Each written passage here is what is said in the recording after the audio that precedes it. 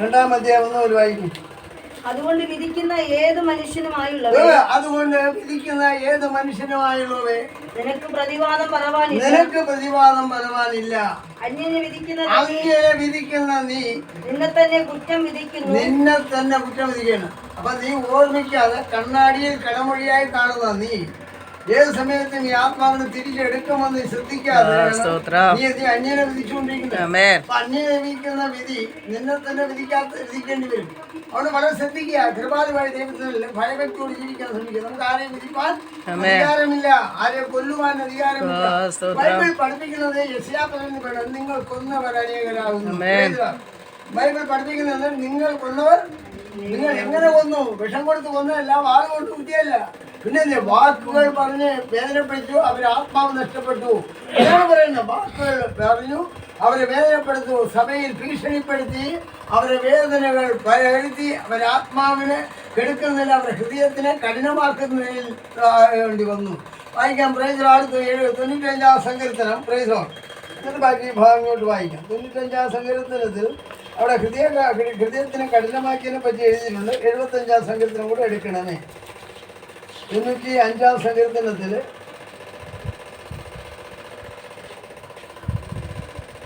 ഇന്ന് നിങ്ങൾ അവന്റെ ശബ്ദം കേൾക്കുന്നുവെങ്കിൽ മെരീബയിലെ പോലെയും മരുഭൂമിയിൽ മസാനാളിനെ പോലെയും നിങ്ങളുടെ ഹൃദയത്തെ കഠിനമാക്കരുത്. Praise the Lord. ഇവിടെ എന്താണ് പറഞ്ഞത്? നിങ്ങളുടെ ഹൃദയത്തെ ഒരിക്കലും കഠിനമാക്കരുത്. 75-ാം അധ്യായത്തിന്റെ 4-ാം വാക്യം വായി 4-5 വാക്യങ്ങൾ. Praise the Lord. ഹല്ലേലൂയ.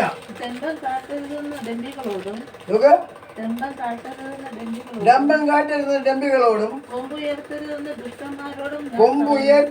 ദുഷ്ടന്മാരോടും ഞാൻ പറയുന്നു. മേൽപോട്ടല്ല, മേലോട്ട് ഉയർത്തരുത്. നിങ്ങളുടെ കൊമ്പ് മേലോട്ട് ഉയർത്തരുത്. സാധ്യതയോട് സംസാരിക്കുകയും അരുത്. കിഴക്ക് നിന്നല്ല, പടിഞ്ഞാറ് നിന്നല്ല, തെക്കു നിന്നല്ല ഉയർച്ച വരുന്നത്. ദൈവ ന്യായാധിപതിയാകുന്നു. അവൻ ഒരുത്തനെ താഴ്ത്തുകയും മറ്റൊരുത്തനെ ഉയർത്തുകയും ചെയ്യുന്നു. എവിടെ നിന്നൊക്കെയാണ് വരുന്നത് നോക്കിക്കൊള്ളണം. വളരെ ശ്രദ്ധിക്കണം. ഉയർച്ച വരുന്നത് എവിടെ നിന്നാണ് കാണിക്കുന്നത് നോക്കണം. അപ്പൊ നോക്കണം. നോക്കും അവിടെ കിഴക്ക് നിന്നല്ല, പടിഞ്ഞാറ് നിന്നല്ല, തെക്ക് നിന്നല്ല ഉയർച്ച വരുന്നത്. അപ്പൊ വടക്കിനെ വിട്ടിട്ടാണ് ബാക്കി സംസാരിക്കണേ. അപ്പൊ വടക്ക് ദേശത്ത് എന്തോ ഉണ്ട്. അപ്പൊ വടക്കത്തിലെ ന്യായാധിപതിയായിരിക്കും അറിയപ്പെട്ടിരിക്കുന്ന സ്ഥാനം മാറ്റി നിർത്തിക്കൊണ്ടാണ് ദൈവ ന്യായാധിപതിയാകുന്നു. ഒരുത്തൻ താഴ്ത്തുകയും ഒരുത്തനെ ഉയർത്തുകയും ചെയ്യുന്നു പറഞ്ഞു. അതുകൊണ്ട് നമുക്ക് മത്സരക്കാരെ തങ്ങളെ തന്നെ ഉയർത്തരുന്ന് ബൈബിൾ പഠിപ്പിക്കുമ്പോൾ നമ്മളിപ്പോൾ നേരത്തെ വായിച്ച ഭാഗത്തിലേക്ക് കടന്നു. റോമർ 2-ാം അധ്യായം. അതുകൊണ്ട് വിധിക്കുന്ന ഏത് മനുഷ്യനായുള്ളത് നിനക്ക് പ്രതിവാദം വരാനില്ല. അന്യനെ വിധിക്കുന്നതിൽ നീ നിന്നെ തന്നെ കുറ്റം വിധിക്കുന്നു. അടുത്ത വാക്യം. വിധിക്കുന്ന നീ അത് തന്നെ പ്രവർത്തിക്കുന്നില്ല. എന്നാൽ ആ വക പ്രവർത്തിക്കുന്നവരുടെ നേരെ ദൈവത്തിന്റെ വിധി സത്യാനുസരണയായിരിക്കുന്നു എന്ന് നാം അറിയുന്നു. ആ വക പ്രവർത്തിക്കുന്നവരെ വിധിക്കുകയും അത് തന്നെ പ്രവർത്തിക്കുകയും ചെയ്യുന്ന മനുഷ്യ പറയുന്ന വിധിക്കുന്ന വ്യക്തി അത് തന്നെ പ്രവർത്തിക്കുകയും ചെയ്യുന്ന മനുഷ്യ നീ ദൈവത്തിന്റെ വിധിയിൽ നിന്ന് തെറ്റി ഒഴിയും എന്ന് നിனைക്കുന്നുവോ? വിധിച്ചുകൊണ്ടിരിക്കുന്നെങ്കിൽ ആ വ്യക്തിയെ തെറ്റിദ്ധരിക്കുന്നതല്ലാതെ അവരെ വിധിക്കാൻ പാടില്ല എന്നാണ് ഈ വചനം പൗലോസ് കൂടെ പറയുന്നത്. ഒരാൾ വിധിക്കപ്പെട്ടിരിക്കുകയാണ്, വിധിച്ചുകൊണ്ടേയിരിക്കുകയാണ്, എല്ലാം അങ്ങനെ സാത്താൻ കയറി പഠിപ്പിച്ചുകൊണ്ടിരിക്കുകയാണ്. എങ്ങനെ ഒരു വാക്ക് ഉപയോഗിക്കണം ദൈവം പഠിപ്പിക്കുമ്പോൾ ഇരുളിന്റെ ശക്തി പറയുന്നു, അവരെ വിധിക്കാൻ പറയുന്നു. വിധിക്കാൻ പറയുന്നത് എടുക്കാൻ പാടില്ലാത്ത വെയിറ്റുള്ള ഭാഗങ്ങൾ എടുത്തു വെച്ച് അവരെ ഹൃദയത്തെ തകർക്കും. ഇപ്പൊ ബൈബിൾ പഠിപ്പിക്കുന്നത് ഉപദേശം എങ്കിൽ നിന്ന് പുറപ്പെടും, ദ്വീപുകൾ നിങ്ങൾക്ക് വേണ്ടി ദ്വീപുകൾ എനിക്കായി കാത്തിരിക്കുന്നു പറഞ്ഞു കഴിഞ്ഞാൽ എന്റെ ആത്മാവിന് വേണ്ടി കാത്തിരിക്കുന്നു. എന്റെ ആത്മാവ് പ്രാപിച്ചല്ലാതെ നിങ്ങളോട് പോകാൻ പറ്റത്തില്ല. ആത്മാവ് നിങ്ങളെ ഉള്ളിയിരിക്കുകയാണെങ്കിൽ എന്റെ ആത്മാവിന് വേണ്ടി കാത്തിരിക്കും, എനിക്കായി കാത്തിരിക്കുന്നു. അപ്പൊ എനിക്ക് വേണ്ടി വിളിക്കപ്പെട്ട ജനം എന്ത് ചെയ്യണം? തങ്ങളെ താഴ്ത്തിക്കൊണ്ട് ദൈവം അയക്കുന്ന സ്ഥലത്ത് വിശ്വസത്തോടെ കടന്നു പോകണം. ദാരിദ്ര്യം മാറാൻ വേണ്ടി ഒരു അന്യദേശത്ത് കടന്നു പോകാൻ ഒരു ചാൻസ് കിട്ടിയാൽ അവിടെ പോകുന്നൊരു കോട്ടമില്ല. അവരെന്നെ ഭദ്രമായിട്ട് സൂക്ഷിക്കുന്ന ഒരു വേലി കെട്ടി വെച്ചിരിക്കുന്ന ഒരു കുടുംബമാണ് നമ്മൾ അവിടെ പോകണം. പോയിട്ട് മക്കളുടെ കാര്യങ്ങൾ പറഞ്ഞ് മനസ്സിലാക്കി കൊടുക്കണം ഞാൻ. പക്ഷെ ഇന്നടത്ത് ഇന്ന ജോലിക്കാണ് പോകണം, പവൻ ഒക്കെ അളയിക്കുന്ന ജോലിക്ക് പോകണമെന്നില്ല. ഞാൻ എച്ച് പാത്രം കഴുകാനാണ് പോകണമെന്ന് വേണം. അപ്പൊ ഇവന്മാരെ ശങ്കൽ കുത്തും. കുത്തുപോകത്തില്ലേ? പക്ഷെ ഒറിജിനൽ പറയരുത്. ഇതിനെ വേണം. വളരെ ശ്രദ്ധിക്കണം. കൃപാലുവായ ദൈവത്തിൽ. ഹലോ,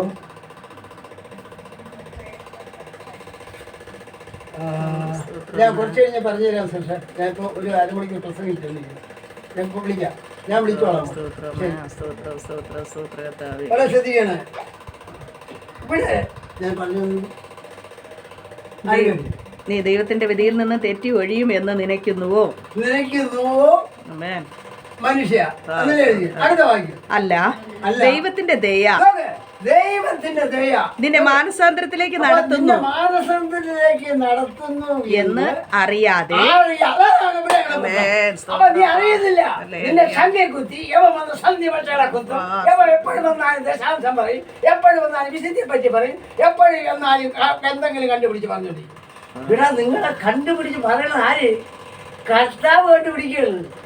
കർത്താവിന്റെ ആത്മാവ് കണ്ടുപിടിച്ച് ഉപദേശം തന്നെയാണ്. ഇതിനകത്തിരിക്കുന്ന ആളാരാണ്? ഇവിടെ കുശവന്റെ നിലത്തിലേക്ക് യെരമ്യാ പ്രവാചകൻ 17-ാം അധ്യായത്തിൽ കൂടെ പറഞ്ഞിരിക്കുകയാണ്. പ്രൈസാണ് അല്ലേ? 17-18 ഇവിടെ ശ്രദ്ധിക്കണം. കുശവന്റെ നിലത്തിലേക്ക് യെരമ്യാ പ്രവാചകൻ അയക്കുന്നത് ഏത്? 17-18. 17 കൂടിയപ്പോ 18 പറയാൻ തുടങ്ങി. പിന്നെ 18 ആലോചിച്ച് വന്നപ്പോ 18 അത് കിടക്കണേ. മനസ്സിലായി? ഇതൊക്കെയാണ് ഇവിടുത്തെ വിശ്വാസിയുടെ കുഴപ്പം. വേറൊരു പ്രവാചകൻ ഇല്ലടാ 17 എന്ന് പറഞ്ഞാൽ എവരും പറയുമോ 17 തന്നെ. ആ മാസത്തിലൊക്കെ മുഴുവൻ കുമിള് തിന്നാൻ കൊതിയുള്ളവർ ഇത്ര മാത്രം ഒന്ന് കൈ വെച്ചിരിക്കും. കുമിള് തിന്നാൻ കൊതിയുള്ളവർ കള്ളവരൊന്നും പറയണ്ട. സുനിലേ നിരാഗ്രഹില്ല. സുനിലിപ്പോ ഒന്നും വേണ്ട, കുമിളും വേണ്ട, താമരയും വേണ്ട. വൈ നിനക്ക് ദേവസിക്ക് വേണ്ടേ? ദേവസി ഞാൻ ചോദിച്ച കൈ വരുത്താനല്ലേ പറഞ്ഞേ? എനിക്ക് വേറെ കുഴപ്പമില്ലല്ലോ. വയ്യാത്ത കൈ ഉയരുമ്പോൾ ഉയർത്തും. മനസ്സിലായോ? പറയണ കാരണം അർജുനൻ പാസ് പറയില്ല. ചുമ്മാ ഇരിക്കണ കൈ വരുത്താൻ പറയത്തില്ല. കുമിള് തന്നെ ആഗ്രഹം ഉണ്ടാ ഉണ്ടാ ഉണ്ടായിരിക്കും. സംസാരിക്കില്ലേ? അവന്റെ അടുത്തിരുന്നു പോയി ഔട്ട് ഓഫ് റൈറ്റ്. കൊറേ നേരത്തേക്ക് ശ്രദ്ധിക്കില്ല. ദേവസി സംസാരിക്കണ കുറച്ച് സംസാരിക്കും. പഴയ അർജുനല്ല. ഇപ്പൊ അധികാരത്തിൽ നിൽക്കുന്ന ഒരു ദൈവദാസൻ. പണ്ട് അധികാരം ശാസ്താൻ അധികാരത്തിൽ ഇരുന്നവനാണ്. ഇനി മാറാപ്പെട്ട പാടെന്നറിയാം. ലക്ഷണം ബാധിച്ചവനെക്കാളും കേടായിരുന്നു. പ്രൈസ്. അന്ന് എല്ലാവരും സമൂഹം പേടിയാണ്. ഞാൻ റോഡിൽ കൂടെ പോകണമെന്ന് കണ്ടു കഴിഞ്ഞാൽ എല്ലാവരും തല വണങ്ങി നിൽക്കും. ഇവിടുത്തെ മൊത്തം 12 ഗുണ്ടകൾ ഇവിടെ ഉണ്ടായിരുന്നു. നായർ സമുദായം, നായർ, പലര്, അണ്ടൻകോടി, നാടനും പിന്നെ എല്ലാവരും ഉണ്ട്. 12 ഗുണ്ടകളൊരിക്കൽ എൻ്റെ 18-ാമത്തെ വയസ്സിൽ ഒരു പെണ്ണിനെ നാടക സഹോദരിപ്പെട്ട ഒരു പെൺകുട്ടിയെ ബിന്ദുവിൻ്റെ എത്ര വണ്ണം വരും അത്രയും പ്രായം, ഇന്നത്തെ ഈ പ്രായമല്ല, അന്ന് ആ കുട്ടിക്ക് 24 വയസ്സ് വരും. പിന്നേക്കുള്ള എൻ്റെ അമ്മയുടെ ഒരു ബന്ധത്തിനും വരും. ആ പബ്ലിക് റോഡിൽ ഈ മേളിലെ ഭാഗത്തുള്ള ഒരു ചട്ടമ്പി എന്തെന്നറിയാം, പബ്ലിക് റോഡിൽ അവളെ ബ്ലൗസിനെ വലിച്ച് കീറി അവളെ അവിടെ കയറി വല്ലാത്ത സ്ഥലത്ത് കയറി പിടിച്ചു. ഇത് ഞാൻ കണ്ടുകൊണ്ടിരിക്കുന്നത്. ആ കാലങ്ങളിൽ അടി കണ്ടാൽ ഞാൻ ഓടുന്നവനാണ്. അടി കണ്ടാൽ ഞാൻ ഓടുന്നവനാണ്. അപ്പൊ നോക്കണം, അന്നത്തെ കാലത്ത് എൻ്റെ അപ്പൻ വൈദ്യനാണ്. അടിമറ അറിയാന്നുള്ള വൈദ്യനെ എൻ്റെ അപ്പ അടുത്ത് പോയി അടിമറയൊന്നും കാണിക്കാൻ പാടില്ല. അവർ പാവം പോലെ ജീവിച്ചു, പാവം പോലെ മരിച്ചു. ആരും ഇല്ലാത്തവരെ പോലെ മരിച്ചു. പെട്ടിയിൽ അടക്കം ചെയ്തു, പള്ളിയിൽ അച്ഛന്മാരെ കൊണ്ടുവന്നു അടക്കം ചെയ്തു. പ്രൈസിലാണ്. വളരെ ശ്രദ്ധിക്കണമേ. എന്നാൽ ഞാൻ 10ാം ക്ലാസ് തോറ്റ് തമിഴ്നാട്ടിൽ പോയി ഇനി പഠിക്കാത്തതെല്ലാം പഠിച്ച് കടന്ന് ഇവിടെ വന്നപ്പോൾ ആദ്യം യവനാണ് എൻ്റെ മനസ്സിരുന്നത്. ഞാൻ തിരിച്ചു വരുമ്പോൾ ഏതാണ്ട് 22 വയസ്സിൽ ഞാൻ തിരിച്ചു വരികയാണ് ഇവിടെ തമിഴ്നാട്ടിൽ. വരുമ്പോൾ യവൻ ആദ്യം അടിക്കണം എനിക്ക്. അങ്ങനെ ആദ്യം അവനെ അടിച്ചെടുത്ത് തള്ളി. അടുത്തൊരു കൊണ്ടേ അടിച്ച് പിറ്റേ ദിവസം അടിച്ചെടുത്തിട്ട് ആളിൽ വിടുവോ തന്നെ? വിടുവോ? പക്ഷെ അവർ തീരുമാനിച്ചു. അവർ ഒരു പടയോടെ ആ ഇലക്കാരി ചെല്ലമ്മയാണെ അറുപ്പത്തി എടുത്തുകൊണ്ട് അമ്മമ്മയെ പറ്റി പറയണം. ഇലക്കാരി ചെല്ലമ്മ അറുപ്പത്തി എടുത്തുകൊണ്ട് ഇറങ്ങും. അവരെ വായടി നിൽക്കാൻ പറ്റത്തില്ല. അവർ 13 പേരെ അടിക്കും. അവിടെ പെണ്ണുങ്ങൾ ഓരോരുത്തരടിക്കുന്നു. അവരമ്പോ പോകുന്നത് അല്ല, ഒറ്റയ്ക്കിട്ട് അടിക്കാം.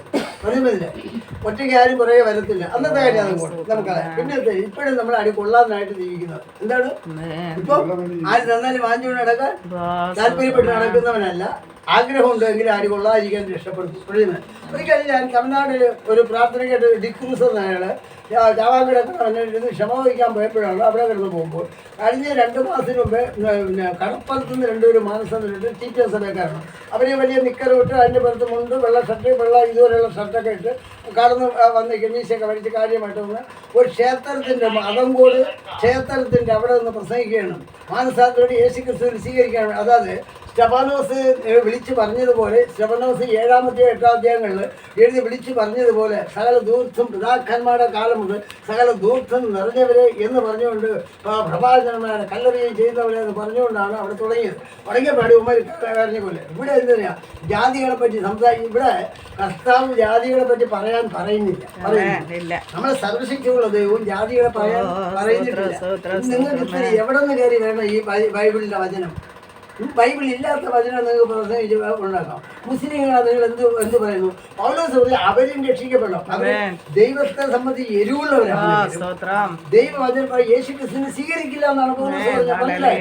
അവരും രക്ഷിക്കപ്പെടണമെന്നാണ് എന്റെ ഹൃദയ വാഞ്ച. അതല്ലാതെ അവരെ കുത്തി നോവിക്കുന്ന കാസറ്റ് എടുത്തിട്ടുണ്ട് പ്രസംഗിക്കാൻ നിങ്ങൾക്ക് ആരെങ്കിലും പറഞ്ഞിട്ടുണ്ടോ? സഹോദരി ഇന്ന് ഞാൻ ഈ കാസറ്റ് ഇട്ടോട്ടാന്ന് ചോദിച്ചാൽ ഇടാതെ അമ്മയ്ക്കരുത്. വേണ്ട സഹോദരൻ, ഒരു കാര്യം ഈ ചരക്ക് ഇപ്പൊ ഇവിടെ ഇറക്കണ്ട. നീ ഒരു കാര്യം, ഒരു അക്ഷരം ഉണ്ട്, നീ മൊബൈൽ ഓഫ് ചെയ്തിട്ട് ഇത് വീട്ടിൽ കൊണ്ടുവച്ച് നീ 3 നേരം കണ്ട് കേട്ടോട്ട്. പക്ഷെ നാളെ ഇത് അഴിച്ചിട്ട് ഇങ്ങോട്ട് വരാം, ഇവിടെയാണ് നീ വരണേ. ഇത് പറഞ്ഞു നിങ്ങളെ കൃപ നഷ്ടപ്പെടുവോ കൃപ വളരുവോ? മുഖത്ത് നോക്കി പറയാൻ കാണിച്ച ആത്മാവാനായി ധൈര്യമായിട്ട് പറയും. അതുകൊണ്ട് നമ്മൾ വായിക്കാം, വളരെ ശ്രദ്ധിക്കണമേ. കൃപാലുവായി ദൈവത്തിന്റെ സ്ഥലം ഇവിടെ നോക്കിക്കൊള്ളും. ഇപ്പൊ നമ്മൾ വായിച്ച റോമർ 2-ാം അധ്യായത്തിന്റെ എപ്പോ വായിച്ച വാക്യം ഏതാണ്? വേഗത്തിൽ വായിക്ക്. ദൈവത്തിന്റെ ദയ നിന്നെ മാനസാന്തരത്തിലേക്ക് 4-ാം വാക്യം മാനസാന്തരത്തിലേക്ക് നടത്തുന്നു എന്നറിയാതെ നീ അവന്റെ ദയ, ക്ഷമ, ദീർഘശാന്തി എന്നിവയുടെ ഐശ്വര്യം നിരസിക്കുന്നുവോ? ദയ, ക്ഷമ, ദീർഘശാന്തിക്ക് ഐശ്വര്യം ഉണ്ടെന്ന്. രാത്രി ഗുണം പിടിച്ചാൽ അവന് ഐശ്വര്യം വന്നെന്ന് പറയല്ലേ? ഇത് ആ ഐശ്വര്യം അല്ല കുട്ട. ദയയും ക്ഷമയും ദീർഘശാന്തി ഉണ്ടെങ്കിൽ ഉണ്ടല്ലേ നിന്നെ തോൽപ്പിക്കാൻ ഒരു കുഞ്ഞുങ്ങൾക്ക് അടുക്കൽ വരത്തില്ല, പിശാച് വരത്തില്ല. എനിക്കറിയാൻ വരൂല. ഇതൊക്കെ എത്ര മാറി നിൽക്കുമെന്ന് ഏറ്റെടുക്കൽ. ഈ ലോകത്തിന്റെ ഏറ്റവും വലിയ പിശാചാണ് അത്. സാത്താൻ തന്നെ യേശുക്രിസ്തുവിന്റെ വേഷം നടിച്ച് വെളിച്ചത്തിന്റെ വേഷം നടിച്ച് വന്ന് ഇവിടെ ഇറങ്ങി 1.5 മീറ്റർ മാറിയാണെന്ന്. എന്ത് കയറാത്ത അവനെ അനുസരിക്കും. ഞാൻ ആരും ഒരു കടുവയും കിടുവയായിരുന്നു അല്ലേ? ഞാൻ കടുവയെ പിടിക്കുന്ന കിടുവയായിരുന്നു അല്ലേ? അങ്ങനെയാണോ പറയണേ? അല്ല, പിന്നെ എന്താണ്? ഒരു ലക്ഷ്യം ബാധിച്ചവനെക്കാളും വല്ലാത്തൊരവസ്ഥയിലായിരുന്നു. പക്ഷെ ഇവരാരും കണ്ടില്ല. 1977 ദൈവം അഭിഷേകം ചെയ്ത കാര്യം ഇവരറിയില്ല. തീയുടെ നടുവിൽ തിരുവചന പുസ്തകം കത്തിക്കൊണ്ടിരിക്കുകയും അത് കത്തി നശിക്കാൻ കാഴ്ച കണ്ടിട്ട് അത് എടുക്കാൻ പറഞ്ഞപ്പോൾ എടുക്കാൻ പോയതും തീ അങ്ങ് അണഞ്ഞു. അത് എടുത്ത് വായിക്കാൻ തുടങ്ങി. ശിയാപ്രവചനം മുതൽ വായിക്കാൻ തുടങ്ങി 3 വർഷത്തിനുള്ളിലാണ് കംപ്ലീറ്റ് വായിച്ചത്. ആ കാലത്താണ് എൻ്റെ മകന് പാലുണ്ണി 1977 ഒരു വിഷുവിനാണ് രാവിലെ 5 മണിക്ക് 5 മണിക്ക് ശേഷമാണ് പ്രസവിച്ചത്. ഞാൻ നിൽക്കും. അന്ന് വെളുപ്പാങ്കാലത്ത് പഴിഞ്ഞ വല്ലതും കുടിച്ചിട്ട് പോകാനായിട്ട് വന്നു. അന്നപ്പോൾ വേദനയായിട്ടുണ്ട്. കുഴപ്പമൊന്നുമില്ല. ഞാൻ നിൽക്കണോ എന്ന് ചോദിച്ചപ്പോൾ അല്ലെങ്കിൽ ഞാൻ നിൽക്കില്ല. അല്ലെങ്കിൽ നിൽക്കാനുള്ള അവൾ പ്രസവിക്കണേ എനിക്ക് തിരി. അപ്പോൾ എനിക്കുള്ളവരല്ലപ്പോൾ അല്ലാത്ത പോലെ നമ്മൾ ജീവിക്കണേ. പ്രശ്നം മനസ്സിലെ അങ്ങനെ ആയിരുന്നു. പക്ഷേ അല്ലാതെ ആരുടെ വെറുപ്പൊന്നുമില്ല. വളരെ ശ്രദ്ധിക്കണമെന്ന് കടമാലുവായ ദൈവം അതിന് വളർന്നു വന്നപ്പോൾ ഇവനെ എടുത്ത സഹോദരിമാർക്ക് അത് പകർന്നു. ഇവൻ്റെ അരയിലാണ് ഈ പാലുണ്ണി. അപ്പോൾ ഈ പാലുണ്ണി മാറാൻ എന്ത് ചെയ്യണമെന്ന് എൻ്റെ വയറ്റ് ചോദിച്ചപ്പോൾ അപ്പോൾ എൻ്റെ അമ്മ പഠിപ്പിച്ചതാണ്. അതുകൊണ്ടാണ് ജാതികളെ വഴി പഠിപ്പിക്കൽ, അവരുടെ ഉപദേശങ്ങൾ കേൾക്കരുത് എന്ന് ബൈബിൾ പഠിപ്പിക്കുന്നത്. അവരെ വഴിയെ പഠിക്കല്ലെന്ന് പറയുന്നു. അവരോട് ചേർന്ന് നടക്കാൻ ശ്രമിക്കല്ലെന്ന് പറയണം. അപ്പം നിന്നോട് ചേർന്ന് വരാൻ സ്വീകരിക്കാൻ ഞാൻ നിൻ്റെ ദൈവത്തെ അനുസരിച്ചോളാന്ന് പറയണം. നമുക്ക് അവർക്ക് വചനം കൊടുത്ത് അവരെ രക്ഷപ്പെടുത്താൻ നമ്മൾ നോക്കുന്നതല്ലാതെ നിൻ്റെ വീട്ടിൽ കയറ്റി ഇരുത്തി 3-4 നേരം ആരുടെ ഭക്ഷണം കൊടുത്ത് ഇറച്ചി വായിക്കാത്ത കയറ്റി കോരി കൊടുത്ത് അവിച്ചും പൊരിച്ചും കയറ്റി കൊടുക്കരുത് അതിൻ്റെ അർത്ഥം. അപ്പം നീ കൊടുക്കുന്ന ഒരു കഷ്ണം ഇറച്ചിയിൽ യേശു ക്രിസ്തു ഇറങ്ങണം. ഒരു കഷ്ണം ഇറച്ചി പൊരിച്ചു കൊടുത്ത് ആ യേശു ക്രിസ്തു നിങ്ങളെ സ്നേഹിക്കുന്നു പറയണം. എന്ത് പറഞ്ഞു? അല്ല, നമുക്ക് ഇത്രയും താല്പര്യത്തോട് ഇങ്ങനെ ചോറ് അണ്ടാവില് വാരി വേവിച്ച് അതെല്ലാം രീതിയിൽ വേവിച്ച് ബാക്കിയിരിക്കാനുള്ള ഭക്ഷണങ്ങൾ കൊടുക്കാമെങ്കിൽ യേശു ക്രിസ്തു എൻ്റെ അണ്ണനെ സ്നേഹിക്കും. അവൻ അന്തളിച്ചു. മറിയെടുത്തും പ്രധാന ദൂതൻ വന്ന് ഇറങ്ങിയിട്ട് വേണം കൃപ ലഭിച്ചുകൂടെ നിനക്ക് വന്ന് ഒപ്പം അവർ ഇതെന്തൊരു വന്ദനം. ആ വന്ദനത്തിനകത്ത് ഒരുപാട് കാര്യങ്ങളുണ്ട്. അത് പ്രസംഗിക്കാൻ എങ്ങനെയൊക്കെ വേണം പ്രസംഗിക്കാം, ആ നിലയിൽ പ്രസംഗിക്കാം. പക്ഷേ ദൈവത്തിന് ഉയർത്തിക്കൊണ്ടായിരിക്കും. കൃപാലുവായ ദൈവത്തിൻ്റെ നോക്കിക്കൊണ്ടു. കൃപാലുവായ ദൈവത്തിൻ്റെ വലിയ കൃപകളും കൃപാദാനങ്ങളും വലുതാണ്. അതുകൊണ്ട് ഇന്ന് കാലം പരിശുദ്ധാത്മാവിൽ നമ്മൾ കിടങ്ങുക. കൃപയിലും വലിയനും നല്ലവനും ശക്തനുമായ ദൈവത്തിൻ്റെ സന്നിധിയിൽ നമ്മൾ കിടങ്ങുക. ഇത് വായിച്ചോട്ടെ, അടുത്ത വായിക്കും. എന്നാൽ നിന്റെ കാഠിന്യത്താലും അനുതാപമില്ലാത്ത ഹൃദയത്താലും നീ ദൈവത്തിന്റെ നീതിയുള്ള വിധി വെളിപ്പെടുന്ന കോപ ദിവസത്തേക്ക് നിനക്ക് തന്നെ കോപം ചരിച്ചു വെക്കുന്നു. ആമേൻ. നിനക്ക് തന്നെ എന്ത് ചെയ്യുന്നു? നിന്റെ നാശത്തിനായിട്ട് അവിടെ നാശത്തിനാന്ന് എഴുതിയിട്ടില്ല. അപ്പൊ നീ അങ്ങനെ കോപം കൊണ്ട് നടന്നാൽ എന്ത് ചെയ്യും? അനുഗ്രഹമില്ല. അനുഗ്രഹങ്ങളെല്ലാം നഷ്ടമാണ്, അല്ലേ? ബൈബിൾ പഠിക്കുന്നു. സദൃശവാക്യം 19 കോപശീലോട് സഹിതം വരുന്നു, കോപിച്ചാൽ നീ പിഴ കൊടുക്കേണ്ടി വരുന്നു എന്ന് പറഞ്ഞു. യോനയുടെ ചോദിച്ച് ദൈവം ചോദിക്കുന്നു, നീ കോപിക്കുന്ന വിഹിതം എന്ന് ചോദിച്ചപ്പം അതെ ഞാൻ മരണപര്യന്തം കോപിക്കുന്ന വിഹിതം. അവൻ മാത്രമേ ഇങ്ങനെ പറഞ്ഞിട്ടുള്ളൂ. അവന് ദൈവത്തിന് ഇഷ്ടപ്പെട്ട ഒരു പ്രവാചകനാണ്. എങ്കിലും ഇവൻ ജനം മരിക്കാൻ വേണ്ടി കാത്തിരിക്കുകയാണ്. എങ്ങനെയൊക്കെ കൊല്ലുമോ, ചുട്ട് പഠിപ്പിക്കുമോ, വെള്ളത്തിൽ താത്ത് കൊല്ലുമോ, ഭൂമി വളർന്ന് കൊല്ലുമോ, എങ്ങനെയൊക്കെ കൊല്ലുമോ നോക്കിക്കൊണ്ടിരിക്കുകയാണ്. ഓരോന്നിന് ചാവാൻ വേണ്ടി കാത്തിരിക്കുന്നത്. പറഞ്ഞ മതി. അങ്ങനെയുള്ള പ്രവാചകർ ഈ ലോകത്ത് ഇഷ്ടംപോലെ ഉണ്ട്, അല്ലേ? ഒരു ദൈവദാസൻ വന്ന് ഒരു 5000 രൂപ ചോദിച്ചു, കൊടുത്തു. അടുത്ത ഫോണിൽ കൂടെ വിളിച്ചൊരു സൗകര്യം അത് തികയില്ല, അവർ 2000 രൂപ തരണമേ, ഞാൻ എല്ലാം കൂടെ ഒരുമിച്ച് തന്നുകൊള്ളാന്ന് പറയും. നമ്മളെന്ത് ചെയ്യും? സ്നേഹത്തിന് മനസ്സലിവോടുന്ന് ആ മനസ്സലിവിൻ്റെ പഴം എടുത്ത് വായിക്കാത്തത് എടുത്ത് എറിയുമ്പോൾ നമ്മൾ മനസ്സലിവോട് ആ തൊലിയും വാങ്ങിച്ചിട്ട് അതങ്ങ് കൊടുക്കുന്നു, അയച്ചു കൊടുക്കുന്നു. ഗൂഗിൾ പേ നമ്മളെ ഇല്ലെങ്കിൽ അടുത്ത ഗൂഗിൾ പേയിൽ അയച്ചു കൊടുക്കും. 2000 രൂപ ദൈവദാസന് കൊടുക്കണമെന്ന് കൊടുക്കും. അടുത്ത് അവിടെ ഇരുന്നോട്ട് പറയും, വെളുപ്പാങ്കരം ഒരു 5 മണിക്ക് വിളിക്കും, സൗകര്യം നിങ്ങൾ എഴുന്നേറ്റാ, രാവിലെ എഴുന്നേറ്റ്, ഞാൻ പ്രാർത്ഥിച്ചുകൊണ്ടിരിക്കുന്നു, പെട്ടെന്ന് എനിക്ക് ഇന്ന് രാവിലെ ഒരു 500 രൂപ അത്യാവശ്യമുണ്ട്, തിരിച്ചെനിക്ക് പെട്രോൾ കൊണ്ടുപോകാൻ. അവിടെ മനസ്സിലായോ? അപ്പോൾ ഈ സൗകര്യം വെളുപ്പാങ്കരത്തിൽ എന്തൊരു തോന്നും? യവന് പ്രാർത്ഥന, അല്ലേ? ഇവന് ഇത്രയുണ്ട് അറിവുണ്ടെന്ന് ചോദിക്കും, അല്ലേ? അപ്പം നമ്മളത് കൊടുത്തിട്ടല്ലേ എന്നൊക്കെ നമ്മൾ ചിന്തിക്കും. പക്ഷെ ആ ചിന്തകൾ നമ്മളെ ഉള്ളിൽ വരരുത്. ആ ചിന്തകൾ നമ്മൾ വരരുത്, നമുക്ക് വരരുത്. മൂന്നാമത് ചോദിച്ചത് അന്നെന്തരിയ രാവിലത്തെ പ്രാർത്ഥനയും കഴിഞ്ഞ് എന്ത് ചെയ്താൽ പോണ വഴിയിൽ 2 കിലോ ഇറച്ചി വാങ്ങിച്ച് വീട്ടിൽ കൊണ്ടുപോകാൻ വേണ്ടിയാണ്. മരിച്ചിനി ഇറച്ചി ഒരു വലിയൊരു മീനും പിടിച്ച് കൊണ്ടുപോകാൻ വേണ്ടിയാണ്, അല്ലേ? അങ്ങനെയല്ലേ? പിന്നെ തിന്നില്ലേ? അങ്ങനെ തിന്നിട്ട് വല്ല കാര്യമുണ്ട്? സഹോദരി, നമ്മൾ ശരിക്ക് കർത്താവിൻ്റെ വേല അറിഞ്ഞ് ചെയ്യണമെങ്കിൽ ദൈവം പറയണം, നീ അവിടെ പോകുന്നത് പോകണം, ഇവിടെ പോകുമ്പോഴേ പോകണം. രാത്രി 2 മണിക്ക് എന്നെ തട്ടി എടുത്ത് അമ്പാലിന് പോകാൻ ഞാൻ പോകും. എൻ്റെ വീട്ടുകാരൻ കൊടുത്തിട്ട് വീട്ടുകാരെടുത്തോണ്ട് എന്നെ പോകണം. എന്നിട്ട് ഞാൻ പറയുന്നത് വണ്ടി എണ്ണുന്നു. ഒരിക്കൽ ഇതുവരെ ഞാനിവിടെ കിടന്ന് ഉറങ്ങുന്നു, ഇവിടെ തന്നെ കിടന്ന് ഉറങ്ങണം. അപ്പോഴാണ് കർത്താവ് ഇവിടെ അല്ല ആ മുറി അവിടെ കിടന്നു. അപ്പോൾ തട്ടി ഉണർത്തേണ്. അപ്പോഴേ വന്ന് കിടന്നതാണ് തമിഴ്നാട്ടിൽ നിന്ന് വന്ന് കിടക്കുമ്പോൾ പെട്ടെന്ന് ദൈവം തട്ടി ഉണർത്തേണ്. ഞാൻ ഉറങ്ങിപ്പോയി, നാളത്തെ ഉറങ്ങിപ്പോയി. ടക്കനെ ഉണർത്തി വേഗത്തിൽ ഒരു ദർശനം കാണിച്ചു തരണം. പെട്ടെന്ന് തട്ടി ഉണർത്തിയിട്ട് കാണിച്ചു തരണം ഒരു ദർശനം. തമ്പാനൂർ പഴയ സ്റ്റാൻഡിൽ ചായക്കടകളിരിക്കുന്ന നിരത്തിയിരിക്കുന്ന ചായക്കടകൾ അവിടെ ഒരു ഭിക്ഷക്കാരൻ ചെന്ന് ഒരു മാനസിക രോഗി ചെന്ന് കൈ നീട്ടി വെള്ളം ഇങ്ങനെ കാണിച്ചു. വെള്ളം ഇങ്ങനെ ചോദിച്ചു. സംസാരിക്കാൻ പോലും കഴിയില്ല. അവൻ ചോദിക്കുമ്പോൾ പിന്നെ മേക്കർ നീ ചായടിക്കാരനെ മേക്കറെന്നും വിളിക്കും, അല്ലേ? ബീഡി തീർപ്പുകാരനെ ബീഡി മേക്കറെന്ന് പറയും. ചായടിക്കാരനെ ചായ മേക്കറെന്നും പറയും, അല്ലേ? ആ മേക്കർ നീ എന്നറിയുമോ? ഇവൻ ഒരു കപ്പ് ചൂടുവെള്ളം എടുത്ത് അവൻ്റെ മുഖത്ത് വെച്ചിട്ടു. ഇത് ദർശനത്തിൽ ഇവിടെ തന്നെ കാണിക്കുന്നത്. ടക്കനെ ഞാൻ ചാടി എഴുന്നേറ്റു, പെട്ടെന്ന് മുഖമെല്ലാം കഴുകി കുളിച്ചിട്ട് കിടക്കണേ. അപ്പോൾ പെട്ടെന്ന് കുളിച്ചിട്ടാണ് അവിടെ കിടക്കുന്നത്, ചൂടുവെള്ളത്തിൽ കുളിച്ചിട്ട് കിടക്കുന്നത്. പെട്ടെന്ന് വാങ്ങിയിട്ട് വെളുപ്പിന് 5 മണിക്കുള്ള പ്രാർത്ഥിക്കാൻ അവനോടും അങ്ങനെ ഭയപ്പെട്ട് കാർ കൊടുത്തു നേരെ പോയി. കർത്താവ് പറഞ്ഞ് ഈ വണ്ടി ഈ സ്ഥലം ഇടാൻ പോയി, ഇട്ടിട്ട് നേരെ അങ്ങോട്ട് ചെല്ലാൻ പോയി. അവിടെ ചെന്നപ്പോഴാണ് ഞാൻ ആ കടയിൽ അവിടെ എത്തിയതും ഈ അവൻ വെള്ളം ചോദിക്കുന്നു, വയലൻ തുറക്കുന്നു, വെള്ളം കപ്പൂലി ചൂടുവെള്ളം എടുത്ത് ഒറ്റ അവൻ ഇങ്ങനെ ആക്കിക്കൊണ്ട് ഒറ്റ ഇരിപ്പ്. 2 പാസ്റ്റർമാരിന് അട്ടകാതെ ചെയ്യും. 2 പോലീസുകാരന്മാർ ഇവിടെ തമ്പാനൂർ 2 പോലീസുകാരന്മാർ നോക്കിക്കൊണ്ടിരുന്ന് അന്താൾ ചെയ്യും. ഇവർ ഗുണ്ടകളാണ്, പ്രശ്നം. ഞാൻ നേരെ ചോദിച്ചു, നീ എന്തിനാ അവന് ചൂടുവെള്ളം ഒഴിച്ചത്? അപ്പം നീ ആരെന്ന് ചോദിച്ചു. ഞാൻ പറഞ്ഞ് ഞാൻ ഒരു മന്ത്രിയുടെ PA. നിനക്ക് മനസ്സിലായെന്ന് വെച്ചു. നിൻ്റെ ഞാൻ ചോദിച്ചത് ഈ മാനസിക പയ്യൻ സുഖമില്ലാത്തവന് ആ വെള്ളം ചോദിച്ചു, നീ എന്തിന് ചൂടുവെള്ളം ഒഴിച്ചെന്ന്. അപ്പോൾ അവൻ ചോദിക്കണം, നീ നിൽക്കുന്ന സ്ഥലം അറിയാമോ? നമ്മുടെ തമ്പാനൂരും തിരുമലയുമായിട്ട് യാതൊരു വ്യത്യാസമില്ല, മനസ്സിലായി?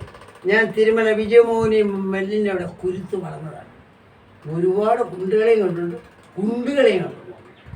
നിനക്കെന്ത് നിനക്ക് മനസ്സിലായില്ല? ഞാൻ പറഞ്ഞിട്ടില്ലേ, ഞാൻ മന്ത്രി രഫിയാണ്. പോലീസുകാരെല്ലാം കേട്ടു.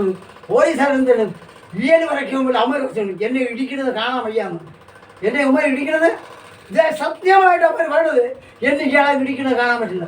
2 മാസം വരുന്ന എവിടെ ചൂടുവെള്ളം ഒഴിച്ച് കണ്ടുകൊണ്ട് എന്താണ് ചിരിക്കുന്നു. അട്ടഹാസരി. ഞാൻ പറഞ്ഞു നെല്ല് ഞാൻ വരുന്നുണ്ട്, പൊക്കളല്ലേ നെല്ല് ഞാൻ തരാമെന്ന്. ഇങ്ങനെയല്ല പറഞ്ഞിട്ടുണ്ടോ? ഓണർ ഇടപെട്ട് എന്താണെന്ന് ഞാൻ പറഞ്ഞ സംഭവം ഇതാണ്. അയാൾ വെള്ളം ചൂടുവെള്ളം കുടിക്കാൻ വെള്ളം ചോദിച്ചു. ഇവൻ വയലിൽ നിന്ന് ചൂടുവെള്ളം എടുത്ത് ഒഴിച്ചു. ഇവൻ ചെയ്ത് ശരിയാ തെറ്റാന്ന് ചോദിച്ചു. അയാൾ കണ്ടില്ല അകത്തേക്ക് ചെയ്ത് തെറ്റ് ചെയ്യുന്നു. ആൾക്കാർ കൂടെ വന്നവരോട് തെറ്റാണ് അത് ചെയ്ത്. അയാൾ വെള്ളം ചോദിച്ചു, അത് ചൂടുവെള്ളം ഒഴിച്ചത് ശരിയാണോ എന്ന് ചോദിച്ചു. മാനസിക രോഗിയാണ്, എന്തിനൊഴിച്ചത്? അങ്ങനെ എന്നെ കളിപ്പിച്ചു. ഞാൻ ഇവരോട് ചോദിക്കണം, അവിടെയാണ് കുത്തിരിക്കണേ, ഇവിടെ തന്നെ ഇരിക്കണം. ഞാൻ എന്താണെന്ന് അവന്റെ കടയിൽ 4 പൊറോട്ട ഒരു ബീഫ്, വേറെ സാമ്പാറൊന്നുമില്ല, ബീഫ് വാങ്ങിച്ചു. ഇവന്റെ അനിയന്റെ കടയിൽ നിന്ന് 1 കുപ്പി വെള്ളം. കേൾക്കുന്നില്ല എന്തെങ്കിലും. എനിക്ക് തലയ്ക്ക് ഭ്രാന്ത, അവന് ഭ്രാന്ത. എനിക്ക് ഭ്രാന്താണ്. ആവശ്യമാണ് അവൻ, അത് എനിക്കാണ് ആവശ്യം. ഇപ്പൊ മനസ്സിലായ? ഇത് ഞാനാണ് തിന്നാൻ പോണത്, മനസ്സിലായ? അവനെ അവിടെ തന്നെ ഇരുത്തി. ഒരു തലമുറ ബന്ധപ്പെട്ടിരിക്കുകയാണ്. 2 മാസമാർക്ക് ഞാൻ വരാം. ില്ലേ അനങ്ങാതെ ആണി അടിച്ചുകൊണ്ടിരിക്കുകയാണ്. ഒരുത്തൻ പറഞ്ഞു പോവാൻ വല്ല വിളിച്ചു 2 രൂപ അടുത്തിരിക്കുകയാണ്. അടുത്തൊരു ഹിന്ദിക്കാരി സുന്ദരിയായ 45 വയസ്സിൽ ദൈവസത്യമായിട്ട് തിരുവനന്തപുരത്ത് ഇങ്ങനെ ഒരു സുന്ദരി ഞാൻ കണ്ടില്ല. ഞാൻ അവിടെ ചോദിച്ചു ആഹാരം വേണമെന്നോ കാനാകരി എന്ന് ചോദിച്ചു. എന്നുവെച്ചാൽ ആഹാരം വേണോ കഴിക്കണമെന്ന് ചോദിച്ചു. അപ്പോൾ വേണമെന്ന് ചോദിച്ചപ്പോൾ വേണമെന്ന് ആവശ്യം കാണിച്ചു. അവിടെ ഇതേപോലെ 4 പൊറോട്ടയും 1 ബീഫും അവിടെ വാങ്ങിച്ചു. അടുത്തൊരു കുപ്പി. നമുക്ക് ആദ്യത്തെ സംഭവം അവൻ വെള്ളം ചോദിച്ചപ്പോഴാണ് ഈ പ്രശ്നം. അപ്പം ഞാൻ ആഹാരം ചോദിച്ചപ്പോൾ അവൻ വെള്ളം മതിയെന്നു. അപ്പം ഞാൻ ആഹാരം 4 പൊറോട്ടയും 1 ബീഫും വാങ്ങിച്ചിട്ട് പൊതിഞ്ഞ് കൊണ്ടുവന്നില്ല. അടുത്ത കുപ്പിയും വാങ്ങിച്ചിട്ട് അവൻ എൻ്റെ വലത്തെ കയ്യിരുന്ന കുപ്പി ആ ഇരുന്നുകൊണ്ട് ചാടി ഒറ്റ കുപ്പിയിലൊറ്റ പിടിച്ച് ടക്കന തുറന്നു. ആ വെള്ളം മടമട കുടിക്കുന്നത് ഇത്രയും ജനം കണ്ടുകൊണ്ടിരിക്കുകയാണ്. ദാഹിക്കുന്നവർക്ക് വെള്ളം കൊടുക്കുന്നവർ ദൈവം, വിശക്കുന്നവർക്ക് ആഹാരം കൊടുക്കുന്നവർ ദൈവം. പ്രൈസാണ്. അന്ന് അത് കഴിഞ്ഞ ശേഷം യോമാർ 2 പാസ്റ്റർമാരുടെ ഇവർക്ക് വാങ്ങി കൊടുത്ത് അവിടെ ഇരുന്ന് ഞാൻ പറഞ്ഞു അവിടെ ഇരുന്ന് കഴിക്കും. ഞാൻ പറഞ്ഞു ഇവിടെ നീ തിന്ന് തീർന്നല്ലാതെ ഞാൻ ഇവിടെ നിന്ന് പോകത്തില്ല, ഇത് കഴിഞ്ഞിട്ടേ ഞാൻ ഇവിടെ നിന്ന് പോകുള്ളൂ. ആള് ഒരുത്തന്നെ ഒന്ന് ഒരു അനാവശ്യം പോലും വേറെ പിന്നെ ഒന്നും പറഞ്ഞിട്ടില്ല. മന്ത്രിയുടെ പി എന്ന് പറഞ്ഞാൽ അന്നത്തെ മന്ത്രിയുടെ ഒരു പി എ ആണെന്ന് വിധിയായിരുന്നു. ഞാൻ ആരെ പി ആണ്? യേശു ക്രിസ്തുവിൻ്റെ ഒരു പി ആയിരിക്കുമ്പോൾ പിന്നെ യൗമാരി എന്നെ വിളിച്ചാൽ ഞാൻ അത് ചോദിച്ചാൽ പറഞ്ഞു വളരെ ശ്രദ്ധിക്കണമേ. ഇപ്പോൾ യൗമാർ 2 ഭാഷ ഞാൻ ചോദിച്ചു നിങ്ങൾ ഏത് നാട്ടിലുള്ളത്? അത് ഞങ്ങളൊരു കോട്ടൂർ ഭാഗത്തുണ്ട്. ഞാൻ പറഞ്ഞു അതൊരു മലയാണ്, മൃഗങ്ങളൊക്കെ ഒരുപാട് ശ്രദ്ധയാണ്. നീ എന്തിനു ചിരിച്ചെന്ന് വെച്ചു? നീയൊക്കെയാടാ ദൈവദാസന്മാർ മീശയെ പഠിച്ചെന്തിനാണ്? നിങ്ങൾ വേറെ പണിക്കുമല്ലോ പോയിട്ട് വന്നതാണ്. ആര്യ പഠിച്ചാണ്ടല്ലേ ഞാൻ പഠിച്ചാൽ നോക്കിയിരിക്കും. ഗാണ്ടാണത്തിന് പലയെ കുറിച്ചുള്ളത് ഇത്രയും പറഞ്ഞ ഉടനെ തന്നെ അത് കഴിഞ്ഞ ഉടനെ തന്നെ പെട്ടെന്ന് പോലീസുകാർ എന്നെ വിളിച്ചു. നിങ്ങൾ ആരാണ്? എവിടെ ഇപ്പം നിർത്തുവേ? ഞാൻ നിർത്തി കഴിഞ്ഞു. പ്രാർത്ഥിക്കാം. ഇതുകൂടെ കൊണ്ടുപോയി എനിക്ക് വേണ്ട, ഞാൻ കഴിക്കുന്നുണ്ട്. ആ ശരി. ഞാൻ അസ്കോർ D+ കുടിക്കും. ഓ ശരി ശരി. കഴിഞ്ഞു. വളരെ ശരി. കൃപാലുവായ ദൈവത്തിന്. എന്നിട്ട് ഞാനിവിടെ ആളെ കഴിഞ്ഞിട്ട് പോലീസുകാരൻ ചോദിച്ചു നിങ്ങൾ ആരാ? ഞാൻ പറഞ്ഞു ഞാൻ ഒരു ദൈവാസനാണ്. എന്നെ ഞാൻ വിജയനിമില്ലവിടെ ജോലി ചെയ്ത് അവിടെയാണ് താമസം.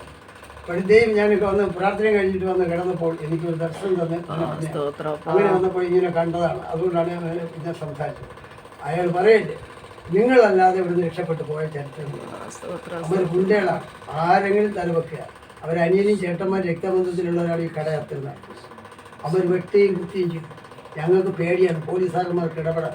നിങ്ങൾക്ക് വേണ്ടി ന്യായീകരിച്ച് സംസാരിച്ചാൽ ഞങ്ങൾ പോലീസ് സ്റ്റേഷനിൽ കയറി അടിക്കുന്നു. അങ്ങനെ പറയും. നിങ്ങൾ നമ്പരൊക്കെ തരണം, ഞങ്ങൾ ആവശ്യപ്പെടും പിടിക്കും എന്ന് പറയും. പിന്നെ 2 ദിവസം തന്നെ വിളിച്ചു. പിന്നെ ഞാൻ ആ ഭാഗത്ത് പിന്നെ അയാൾ പറഞ്ഞു കുറച്ച് ദിവസം ഇങ്ങോട്ട് വരണമെന്ന്. ഇത് ഞാൻ അങ്ങോട്ട് പോക്ക് നിർത്തി. ഇപ്പോൾ ഞാൻ പോകാറുണ്ട്. വളരെ ശ്രദ്ധിക്കണം. ദൈവം നമ്മെ സമത്യാനിക്കാൻ ഇവിടെ എഴുതിയിരിക്കുന്നത് നോക്കണം. അവിടെ നിങ്ങളെ മാനസാന്തരത്തിലേക്ക് നയിക്കുന്നു എന്ന് ദൈവത്തിന് എന്ത് ചെയ്യണം? ദയ, ക്ഷമ, ദീർഘശാന്തി എന്നിവയുടെ ഐശ്വര്യം നിരസിക്കുന്നു. എന്നാൽ നിന്റെ കാരുണ്യത്താലും അനുതാപമില്ലാത്ത ഹൃദയത്താലും നീ ദൈവത്തിന്റെ നീതിയുള്ള വിധി വെളിപ്പെടുന്ന കോപ ദിവസത്തേക്ക് നിനക്ക് തന്നെ കോപം ചലിച്ചു വയ്ക്കുന്നു. എന്നാൽ വളരെ ശ്രദ്ധിക്കണമേ, 57 യെശയ്യാ പ്രവചനത്തിന്റെ 15-ാം വാക്യത്തിൽ ഇങ്ങനെ എഴുതിയിരിക്കണം. 57-ാം അധ്യായത്തിന്റെ 15-ാം വാക്യം: ഉന്നതനും ഉയർന്നിരിക്കുന്നതിനും ശാശ്വതവാസിയും പരിശുദ്ധൻ എന്ന നാമുള്ളവനുമായ ഇപ്രകാരം അണിഞ്ഞു, ഞാൻ മനസ്താപമുള്ളവന്റെ കൂടെയും മനോവിനയമുള്ളവന്റെ കൂടെയും വസിക്കുന്നു. ആരുടെ കൂടെയാണ് കർത്താവ് വസിക്കുന്നത്? മനോവിനയമുള്ളവരുടെയും മനസ്താപമുള്ളവരുടെയും മനോവിനയം. അപ്പൊ ഇങ്ങനെ ഒരു ആത്മാവാണ് ദൈവം നമുക്ക് തന്നിരിക്കുന്നത്. അങ്ങനെയുള്ളൊരു വചനമാണ്, ആത്മാവാണ് ദൈവം നമുക്ക് തന്നി. അനേക വചനങ്ങൾ കൊണ്ട് നിറയപ്പെട്ടതാണ് ആത്മാവ്. ആ ആത്മാവിനകത്ത് നിറച്ച് പൂർണ്ണതയോട് ദൈവം നിർത്തിക്കണം. അതേപോലെ തന്നെ നിങ്ങളും പൂർണ്ണതയിലേക്ക് പ്രവേശിച്ച് അതേ വഴി കൂടെ നടക്കുകയാണ് ദൈവത്തിന്റെ ഇഷ്ടം. ദൈവത്തിന്റെ ഇഷ്ടം ചെയ്യുന്നതാണ് ദൈവത്തിന്റെ പുത്രന്മാർക്കും മനുഷ്യർക്കും ഉള്ള ഒരു പ്രവൃത്തി. അത് തികച്ചെടുക്കാൻ നമ്മള് മാക്സിമം ആരെയും വേദനിപ്പിക്കരുത്. നമ്മളെ വേദനിപ്പിക്കുക. ആരെ തേടി വന്നു യേശുക്രിസ്തു? ഭാര്യകളെ തേടി വന്നു, അല്ലേ? നീതിമാന്മാര് അവന്റെ പട്ടികയിലുണ്ട്, നീതിമാൻ അവന്റെ അകത്തുണ്ട്, കോട്ടയ്ക്കകത്തുണ്ട്. പക്ഷേ തേടി വന്നാരെ? ഭാവികളെ തേടി വന്നു. മനുഷ്യർ തള്ളിക്കളഞ്ഞ കല്ലുകൾ അത് വീട്ടിൽ നിന്ന് അടിച്ചിറക്കിയവർ, വസ്തു പിടിച്ചു വാങ്ങിച്ചിട്ട് വെളിയിറക്കിയവർ, മാനസികരോഗമാക്കി വിട്ടവർ, സമ്പത്തുകളെ മോട്ടിച്ചിട്ട് പറ്റിച്ച് വിട്ടവർ, അങ്ങനെ ആട്ടി ഓട്ടിച്ചവരെ അവരെ അന്വേഷിച്ചാണ് കർത്താവ് വന്ന്. അനാഥരെ, വിധവുമാരെ, പരദേശികളെ ഇവരെ വേണമെന്ന്. അതുകൊണ്ട് നാം വളരെ ശ്രദ്ധിച്ചാൽ മുമ്പോട്ട് യാത്ര ചെയ്യും. ഒരു കുഞ്ഞുങ്ങളെ ഒരു നിമിഷം പോലും വേദനിപ്പിക്കും. എത്ര പാപം ചെയ്തിട്ട് വന്നാൽ പരസ്യമായിട്ട് അവർ നാട്ടാൻ പോകരുത്. പ്രൈസറോ.